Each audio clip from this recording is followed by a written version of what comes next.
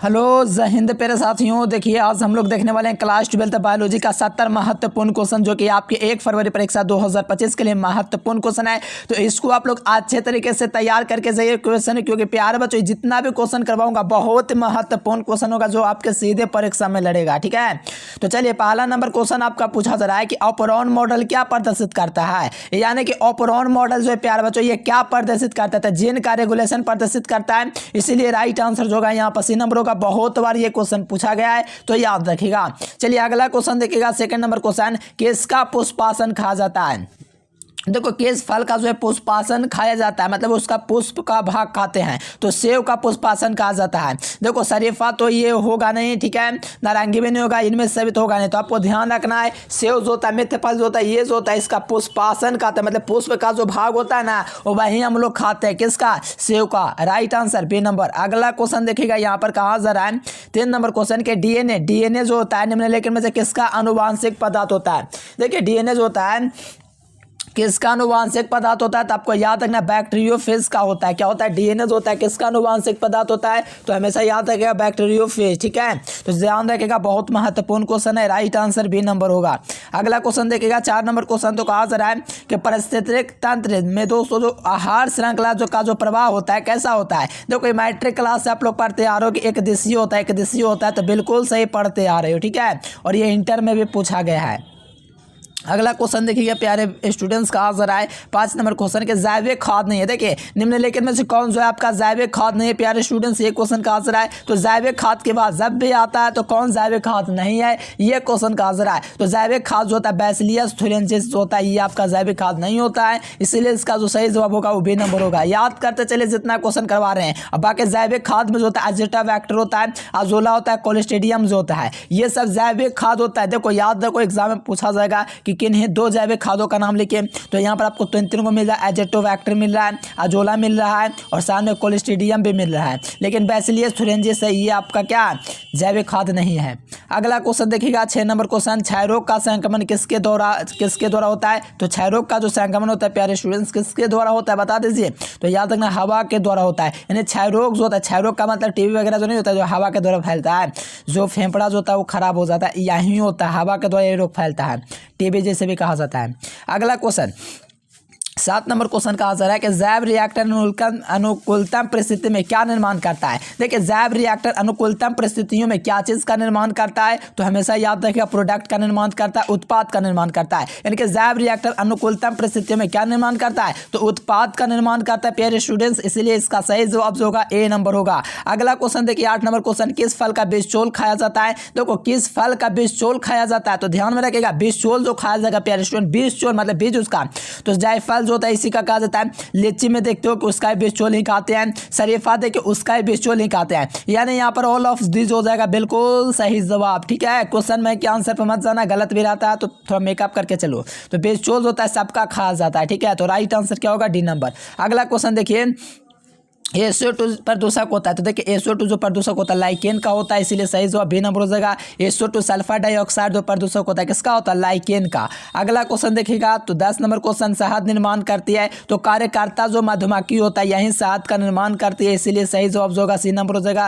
यानी कि कार्यकर्ता जो कार्य करने वाले जो मधुमक्खियाँ होते हैं वही शहद का निर्माण करती है, सही जवाब सी नंबर। अगला क्वेश्चन देखिए निम्नलिखित में से कौन सी बीमारी मुर्गियों में होती है। अब बताओ कौन सी बीमारी है मेरे प्यारे लाल, वो आपका मुर्गियों में होता है। तो याद रखना इनमें से जो सभी प्यारे बच्चों, यानी कि इनमें से सभी का मतलब जो है इनमें से कौन जो है मुर्गियों में बीमारी होता है, तो बर्ड फ्लू, ठीक है, हैजा, रानीखेत, ये सब जो होता है बीमारी जो होता है इसी में होता है। ये रानीखेत सबसे प्रचलित है, ये आप लोग क्लास 7वीं 8वीं से पढ़ते आ रहे होंगे। ठीक है, उसमें गाइड वगैरह में दिया रहता था कि रानीखेत बीमारी है तो मुर्गियों का। बर्ड फ्लू जो होता है पता है कि पक्षियों में होता है, तो ये जो होता है बर्ड फ्लू मुर्गियों में भी चलता है, हैजा वैसे में इसी में चलता है। तो यहाँ पर जो होगा प्यारे बच्चों राइट आंसर जो होगा यहाँ पर डी नंबर ही होगा, याद रखिएगा। अगला क्वेश्चन देखिए 12 नंबर क्वेश्चन, इडली एवं डोसा का आटा किस सूक्ष्मजीव के प्रयोग से बनाया जाता है। यानी इडली डोसा का है ठीक है। इडली डोसा का आटा किस सूक्ष्मजीव से प्रयोग के द्वारा बनाया जाता है? तो ये भी याद रखिएगा, ईस्ट के द्वारा। ठीक है, ईस्ट जो होता है इसी के माध्यम से। Right answer D number. अगला क्वेश्चन देखिए, एगारोज किससे प्राप्त होता है? एगारोज होता है प्यारे स्टूडेंट्स किससे प्राप्त होता है बताइए?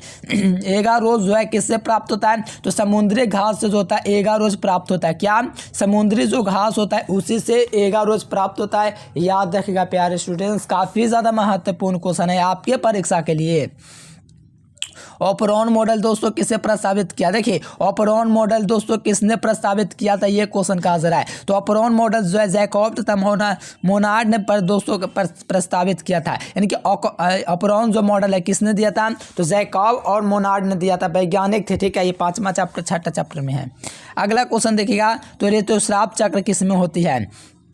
जो 9 प्राइमेट होता है प्यारे स्टूडेंट्स, बताइए यहाँ पर क्वेश्चन, ऋतुस्राव चक्र जो होता है किसमें पाया जाता है? तो ध्यान रखना, मनुष्य में भी पाया जाता है ऋतुस्राव चक्र, बंदरों में भी होता है। ठीक है, और यहाँ पर चिंपैंजी जो होता है, ये सब मादा में जो होता है क्या होता है? ऋतुस्राव चक्र, जिसे कि नहीं कहते हैं मासिक चक्र, वही। ठीक है, तो राइट आंसर ऑप्शन डी।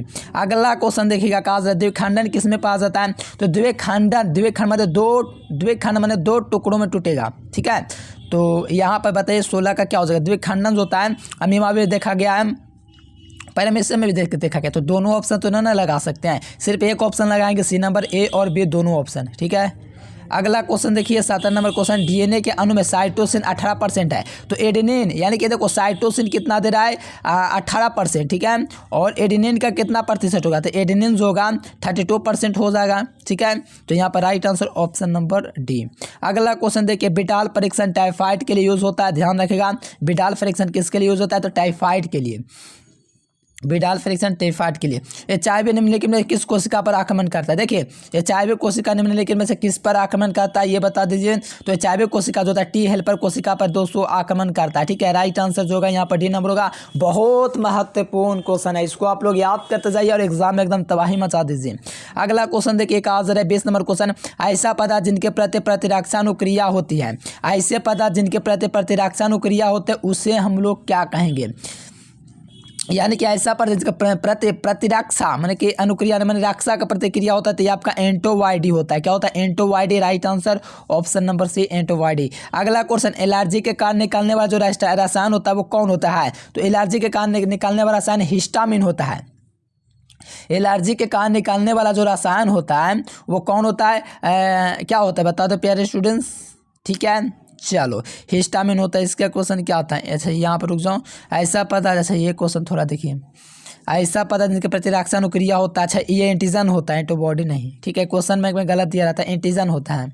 अगला देख लीजिए 22 नंबर क्वेश्चन, कि कौन जो होता है नार युग्मक से संयोजन करके भ्रूणपोष बनाता है? देखिए, नार युग्मक से संयोजन करके जो भ्रूणपोष बनाता है वो कौन बनाता है? ठीक है, तो यहाँ पर नार युग्मक से संयोजन करके भ्रूणपोष द्वितीयक केंद्रक बनाता है, जिससे कि आपको ये फिगर जरूर याद होगा प्यारे स्टूडेंट। इस प्रकार से फिगर होता था ऊपर में इस प्रकार से। ठीक है, ये फिगर आपको थोड़ा याद भी होगा। ठीक है, द्वितीयक केंद्रक, तो ये जो होता है यहाँ पर जो होता है नार युग्मक से संयोजन करके भ्रूणपोष बनाता है द्वितीयक केंद्रक, क्योंकि यहाँ पर ये त्रिगुणित हो जाता है, इसीलिए भ्रूणपोष का त्रिगुणित किया गया है। तो ये सेंट्रल कोशिका जो होता है यहीं करता है ये काम। ठीक है, तो 22 नंबर क्वेश्चन का जो सही जवाब होगा डी नंबर। अगला क्वेश्चन 23 नंबर क्वेश्चन कहा जा रहा है कि एक जीन जोड़ा दूसरे जीन जोड़ा के प्रभाव को दबा देता है। अच्छा, आप लोग पढ़े हैं पूर्ण प्रभाविता का नियम। ठीक है, एक जीन दूसरे जोड़े प्रभाव को दबा देता है, तो इस घटना को क्या कहते हैं बताइए? इस घटना को जो है हम लोग क्या कहते हैं, आप लोगों से पूछा जा रहा है। तो एपिस्टाइटिस कहते हैं। ठीक है, अगला क्वेश्चन देखिए, ट्रांसफॉर्मर। देखिए कितना बड़ा लंबा चौड़ा क्वेश्चन आ गया यार। ट्रांसफॉर्मर RNA यानी कि tRNA में पाए जाने वाले 3 क्षारकों का क्रम जो संदेशवाहक RNA कोडोन से बनता है उसे क्या कहते हैं? तो उसको एंटीकोडोन कहते हैं। क्या कहते हैं? Anticodon, option C. अगला क्वेश्चन देखिए, बुचेरिया बैनकॉप्री जो आदमी को फाइलेरिया रोग पैदा करता है उस समूह को हम लोग क्या कहेंगे? ठीक है, तो उस समूह को हम लोग कहते हैं हेलमिंथ। क्या कहते हैं? हेलमिंथ जो कहते हैं, बिल्कुल सही जवाब हो जाएगा हेलमिंथ। ठीक है, अगला क्वेश्चन देख लीजिए, अधिक अल्कोहल लेने से शरीर का कौन सा अंग प्रभावित होता है? अधिक अल्कोहल लेने से शरीर का कौन सा अंग प्रभावित होता है? तो यकृत जो होता है, बिल्कुल सही जवाब हो जाएगा। यकृत जो होगा सबसे अधिक प्रभावित होगा, यकृत। मेंडल के नियम का अपवाद क्या होता है, ठीक है। मेंडल के नियम का जो अपवाद होता है कौन होता है, युग्मक की शुद्धता का नियम उन्हीं का नियम है, स्वतंत्र पूरण का नियम उन्हीं का है। तो देखिए युग्मक की शुद्धता का नियम पृथक्करण नियम को कहा जाता है, ठीक है। और स्वतंत्र पूरण तीसरा नियम है, स्वतंत्र पूर्ण, ठीक है। लेकिन अपवाद का मतलब समझ रहे हो, मतलब कि जो कमी होता है वो समझिए, ठीक है। तो 27 नंबर क्वेश्चन का जवाब क्या होना चाहिए बताइए, मेंडल की प्रभाविता का नियम पहला ही नियम है। तो सहगलनता जो ये अपवाद है, सहगलनता, अपूर्ण प्रभाविता, ये सब क्या मेंडल का अपवाद है। तो सहगलनता भी क्या एक अपवाद ही है। तो सही जवाब ऑप्शन ए। अगला क्वेश्चन सी नंबर में था, यौन संचारित यानी कि यौन संबंधी रोग कौन है, यानी कि सिफिलिस, गोनेरिया, एड्स, ये सब क्या है, यौन से ज़्यादा यौन संबंध रखने से ये सब बीमारी होता है, ठीक है। चलो 28 का डी नंबर। अगला क्वेश्चन 29 नंबर का आंसर है, कौन से विषाणु जो है बीमारी नहीं है। देखिए कौन सा निम्न से कौन सा विषाणु से होने वाली बीमारी नहीं है, विषाणु से होने वाला बीमारी कौन नहीं है, ठीक है। तो माप्स जो है प्यार बच्चों, ये विषाणु से होने वाली बीमारी नहीं है। तो माप्स इज द राइट आंसर, ठीक है, माप्स। अगला देखिए पशुपालन में सम्मिलित नहीं है। देखिए पशुपालन में जो है प्यार बच्चों सम्मिलित नहीं है, पशुपालन में जो सम्मिलित नहीं है प्यारे स्टूडेंट्स वो बताइए। तो कार्बनिक खेती जो है ये नहीं है। बाकी मधुमक्खी पालन, कुक्कुट मत्स्य, ये सब जो है आप लोग देखिएगा तो एक तरह से पशुपालन है। देखो मधुमक्खी क्या करना वही ना है, कुक्कुट यानी कुत्ता पालन, मत्स्य मछली पालन, लेकिन कार्बनिक खेती ना हो गया ये, ठीक है ना।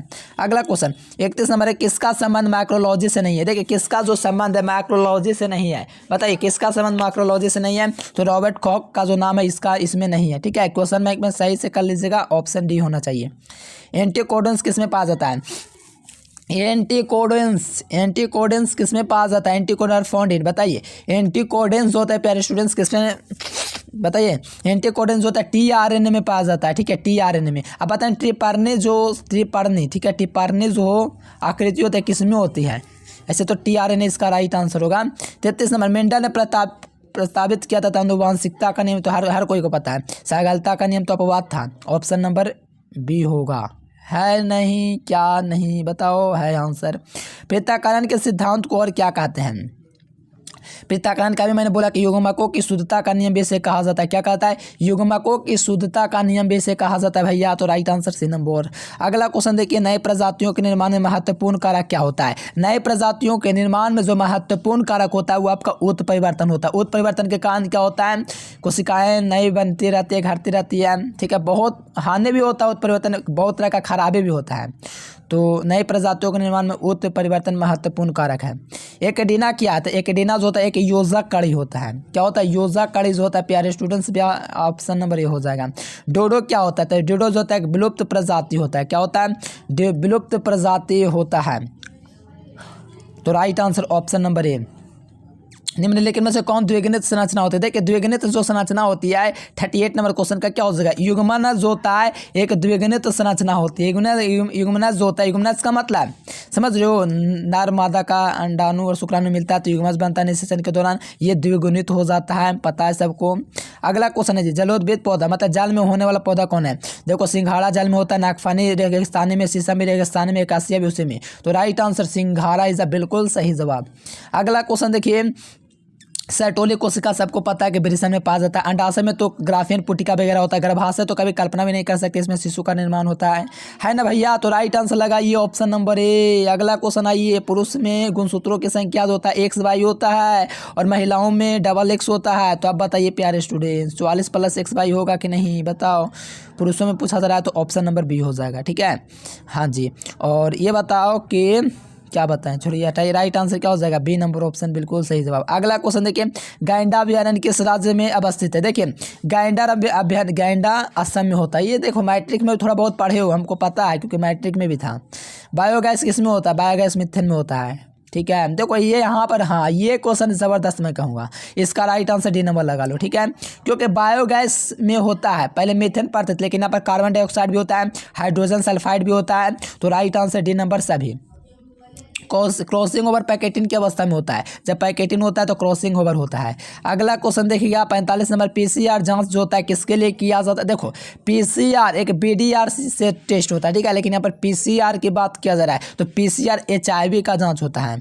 अगला क्वेश्चन, प्रत्येक पादप कोशिका से एक पूर्ण कोशिका बन जाता है, इसी को टोटोपोटेंसी कहते हैं। Right answer C number. अगला क्वेश्चन देखिए भैया 47 नंबर, कहा जा रहा है कि आवृत्तिबीजी पौधे में भ्रूणपोष के गुणसूत्रों के सूत्रगुणता का अनुपात क्या होता है। तो भ्रूणपोष में हमको पता है त्रिगुणित होता है, तो राइट आंसर ऐसे ही मिल रहा है। Right answer C number. अगला क्वेश्चन, जब संतति की उत्पत्ति एकल जनक द्वारा होती है तो ये जो कहलाती है वो क्या कहलाती है। तो आपको याद रखना है अलैंगिक जनन कहलाता है, क्योंकि अकेले ही जन्म दे रहा है, ठीक है, उसमें नर मादा की आवश्यकता ही नहीं पड़ रहा है, ठीक है, अकेले काम कर रहा है, तो ये अलैंगिक जनन में होता है।